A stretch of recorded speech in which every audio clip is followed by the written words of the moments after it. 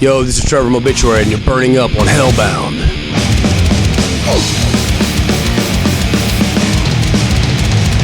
The season time was to blow, leave our voice to the dead. The patient time bleeds your eyes, leaves them falling living. What's going on, everybody? It's your pal, Mean Gene from Hellbound. I'm in San Francisco at the DNA Lounge tonight with Trevor from Obituary, man. What an honor it is to be with you here, brother. How you doing? All right, how you doing? Appreciate it. Good, good. You guys came down from Vancouver, British Columbia overnight. How was that drive coming down? Well, we had a day off, actually. Okay. But yeah, we played there 2 nights ago. So we stopped somewhere like Roseburg, Oregon, just a small town, and had a hotel and chilled. But so Get out and sleep in a real bed and get a good shower in? well, no, we left at 3 a.m. from there. But our driver legally, he has to stop and rest. You can't drive but so many hours a day. So that's about a 17-hour drive total. So he drove over half the way, but we chilled. It was cool. You didn't jump in the driver's seat and drive the rest? Nah, I don't have my CDL. There you go. There. Yeah, you gotta have a CDL to drive these things. Yeah. Hell of a package you guys got going on here with Dust Bolt and Skeleton Witch, Paul Bearer, Obituary, man. Yeah. Nice run with some diversity in this lineup, huh? Yeah, definitely. It's killer. I mean, I think it's good for the fans. You got thrash, and you got like a Paul Bearer's kind of like stoner rock stuff, and Skeleton Witch more metal, straightforward. It's killer. I mean. And Obituary, of course. Yeah. And so the shows have been packed. They've been pretty good. There's a couple that weren't completely solid packed, but tonight should be good. And you guys just earlier this last year, or late last year, earlier this year, you've been on the road with Dust Bolt before when you guys did the Battle of the Bay, right? Yeah, they were with us last year. Yeah, last November with Exodus.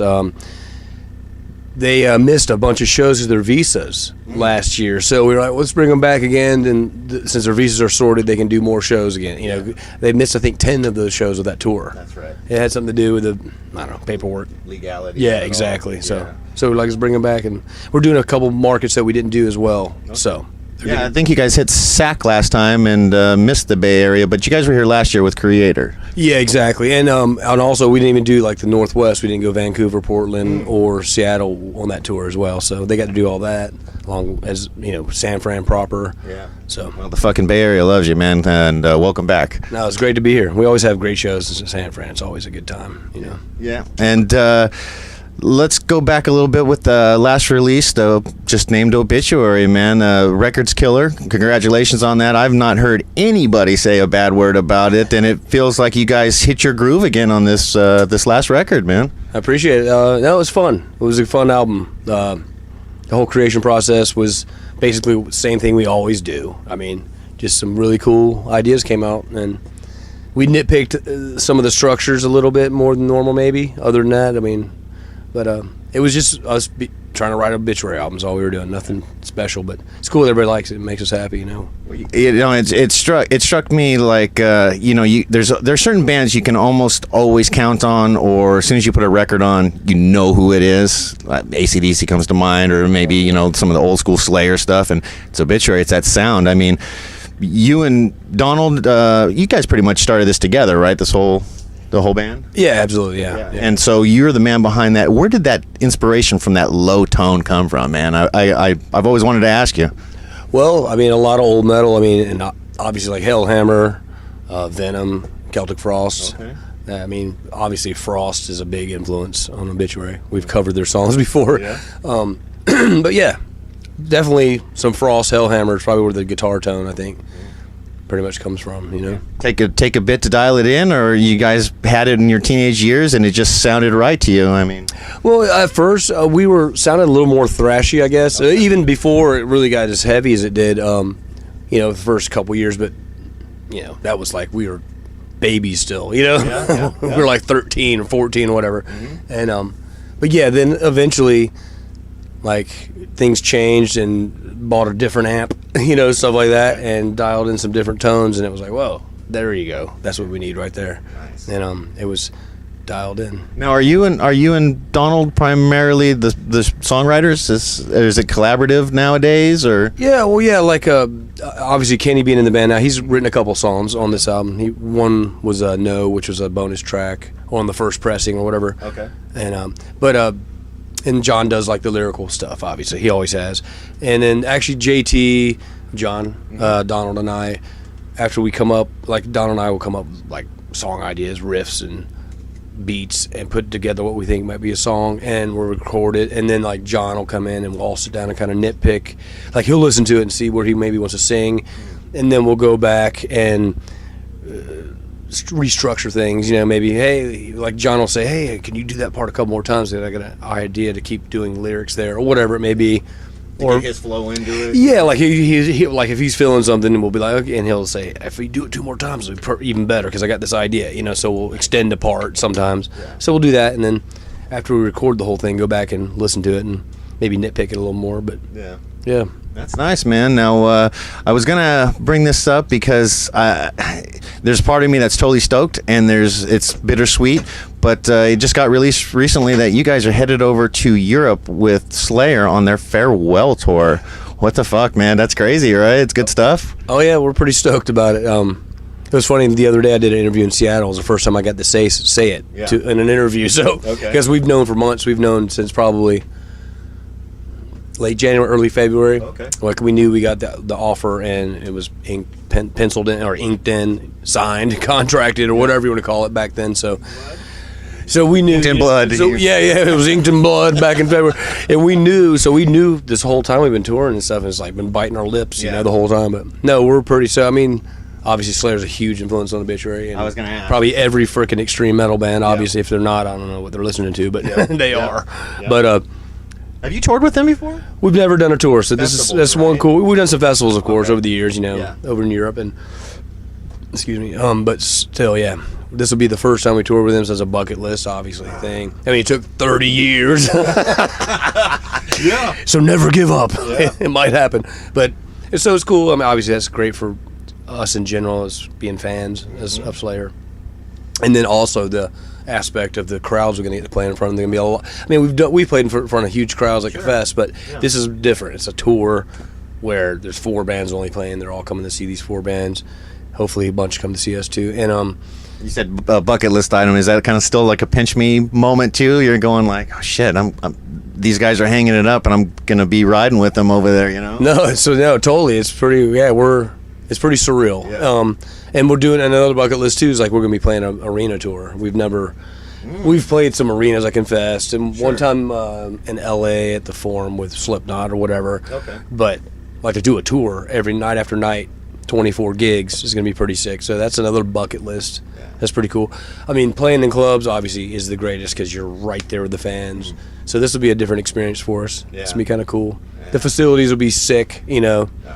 Yeah, we're playing like the Wembley Arena, so that's pretty. Wow, dude, that's gonna be nuts. Yeah, it's gonna be pretty sick. So we're stoked. Yeah, I'm stoked for you guys because it basically takes my favorite death metal band and my favorite all-time thrash band, and it puts them together on the road, and that's something special. Yeah, it's killer. We've always thought about it how like if my favorite package would be Obituary with Celtic Frost and Slayer, those 3 bands together. Yeah.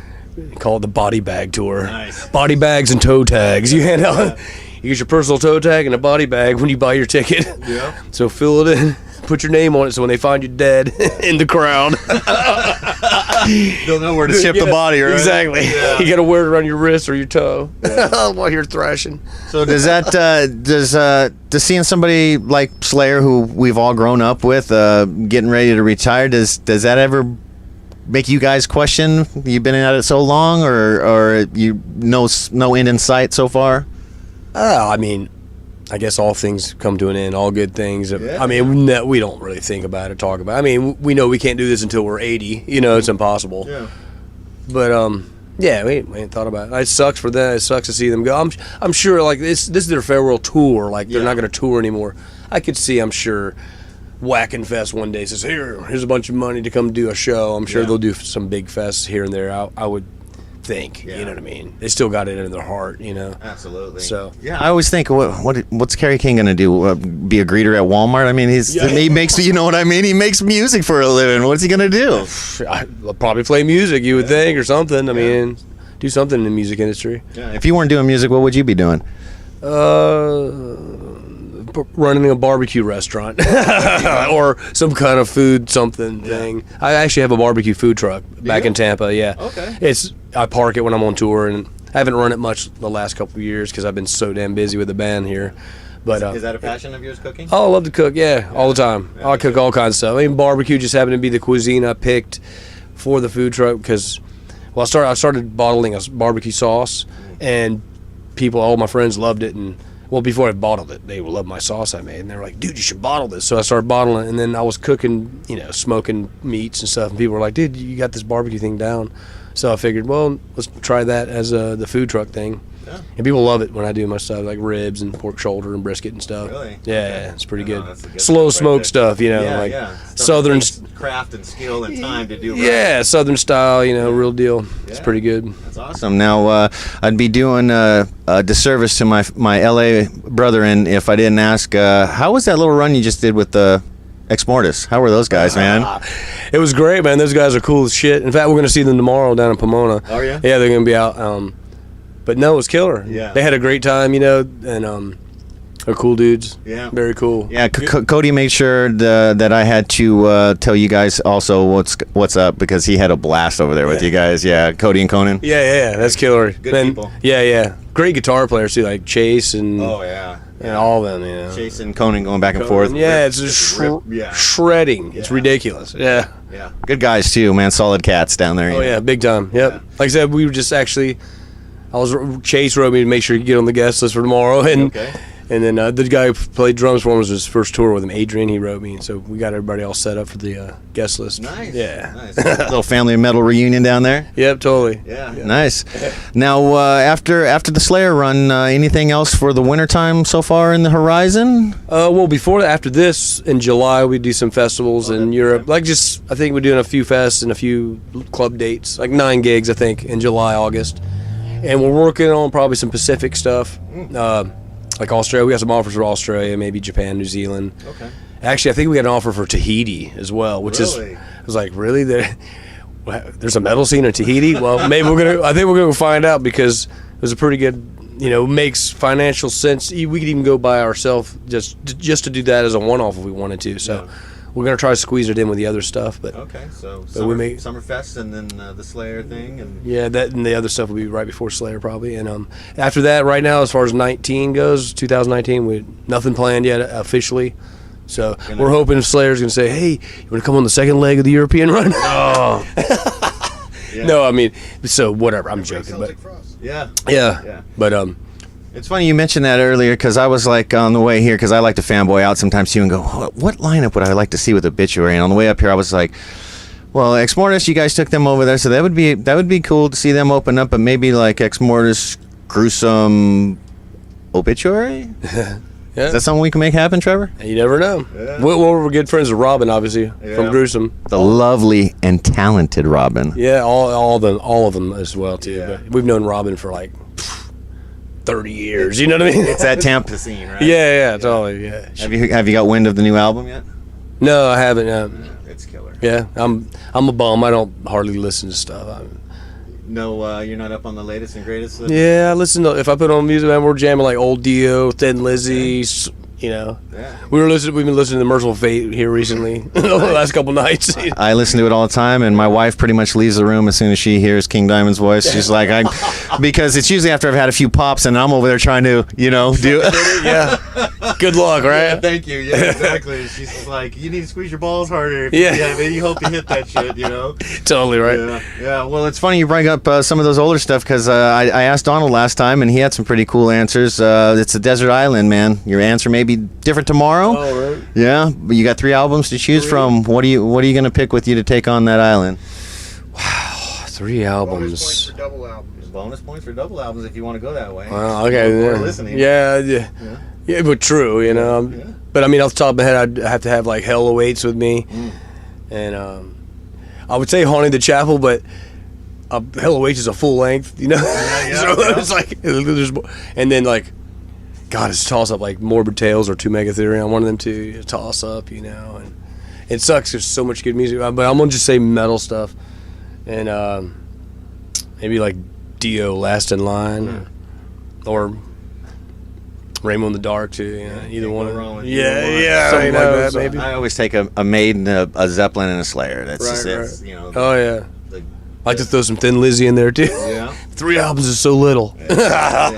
In the, I know you said 19 doesn't hold too much as of yet because we're not even halfway through 18. Any cutting room floor material? You guys maybe gonna send out anything? Start working on anything new? Well, like Donald and I haven't physically gotten a room together to jam something new, but there's been a few times throughout this last year of touring where I actually got my phone and recorded some riffs on, like at sound check, a few times where it's usually one of them days where you're doing sound check and the sound on stage is so incredible, like it just, you feel it, and like I'm doing my line check and all of a sudden I come up with a riff by accident, and Terry will be like, "What's that, dude?" And I'm like, "I don't know, it's pretty heavy, right?" DT's like, "Yes, that is." And so like after we're done sound checking, we'll like record it on the phone. So I got a few riffs here and there.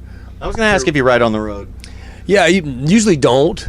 I mean, we actually last album we recorded some parts on the road, like some lead stuff was actually in a hotel room a few times. Yeah. Some leads, huh? Well, like because Kenny, he was he on tour? He was on tour with Trivium, teching for him, and he had to do his leads, but it was like he had to get it done while he was gone.